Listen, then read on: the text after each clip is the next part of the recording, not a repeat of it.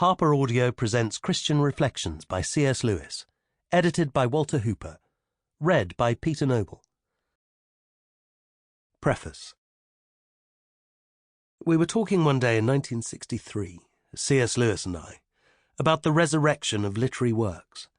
He mentioned Sir Walter Scott as one of his favourite authors, whose books had gone out of fashion, but which appeared to be undergoing just such a resurrection. When I predicted that his own books would suffer no decline, he cautioned me against putting too high a value on them.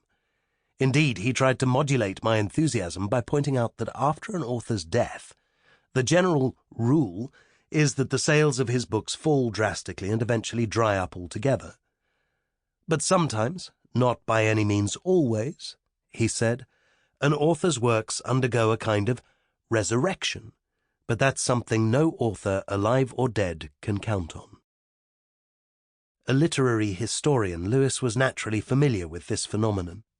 He cherished no undue optimism as to what would happen to his books, and thus his frequent but gentle admonitions when I praised them more than he felt they deserved, and certainly more than made him comfortable. The truth is that Lewis was almost without opinions regarding the value of his writings. Insofar as he was worried about their future, it was simply that if the sales of his books stopped and he died first, his elder brother Warren might find it difficult to survive.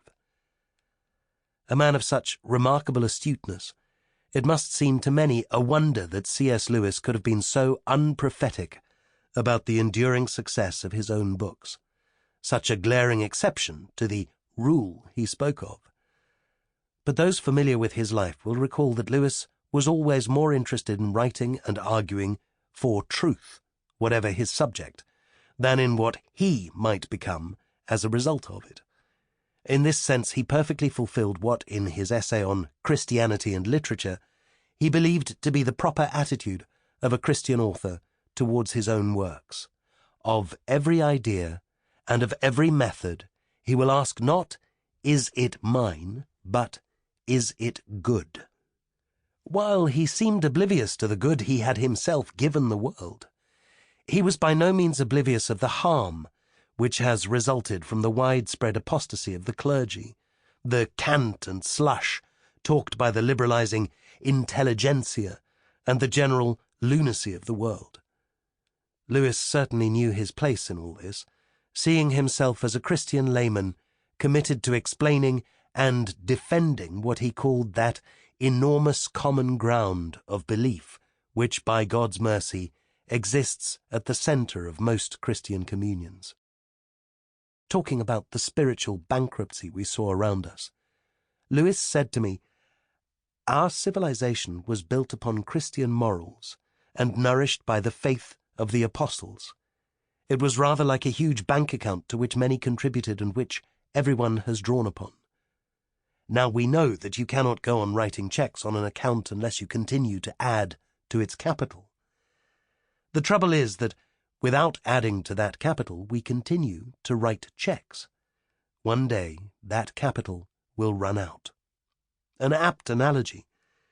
It was nevertheless an unusual one, coming from a man who was so extraordinarily free with his time, and who regularly gave away more than 2/3 of his income to charity.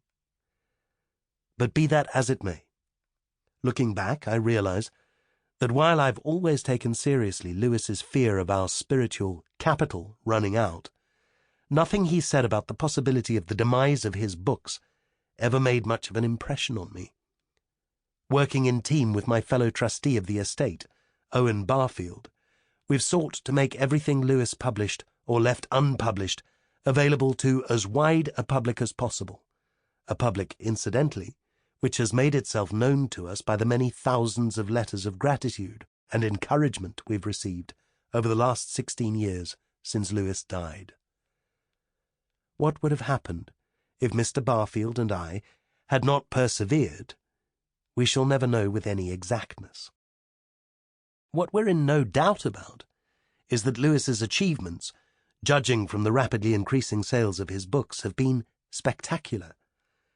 So spectacular that it has amounted to, if not a resurrection, at least a renaissance of Christian thought.